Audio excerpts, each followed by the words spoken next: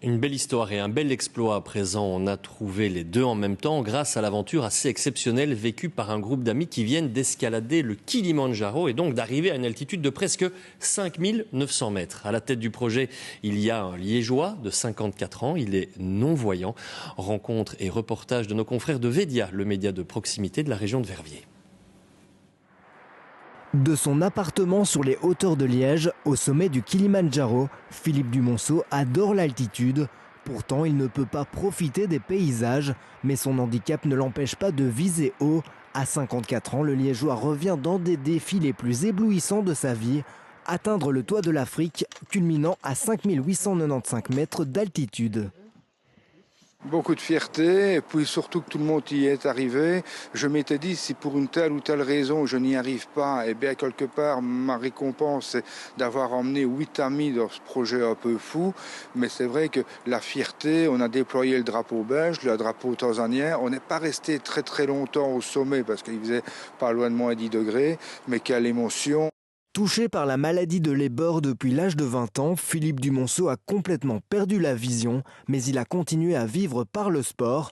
Après s'être remis à la randonnée au Maroc ou encore en Italie, c'est en 2004 qu'il se lance le défi de monter à plus de 6500 mètres sur la chaîne de l'Himalaya au Népal. Il y a 20 ans, j'ai eu la chance de faire un sommet himalayen à pratiquement 6500 mètres d'altitude.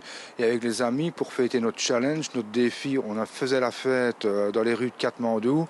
Et puis un jour, je me suis dit, dans 20 ans, je tenterai le Kilimandjaro. Avec Laurent Victor, un autre malvoyant, ils ont pu compter sur 24 Sherpas et 7 amis guides. Parmi eux, il y avait Pierre Zinzen, un Anzivalois de 69 ans qui n'a pas hésité une seule seconde à prendre part à l'aventure. C'est une leçon de vie extraordinaire pour tout le monde, je vais dire. Quand vous voyez, imaginez-vous, vous fermez vos yeux, vous marchez un petit peu, les difficultés que vous avez. Eux, dans la montagne, dans des endroits pratiquement inaccessibles, ils y passent.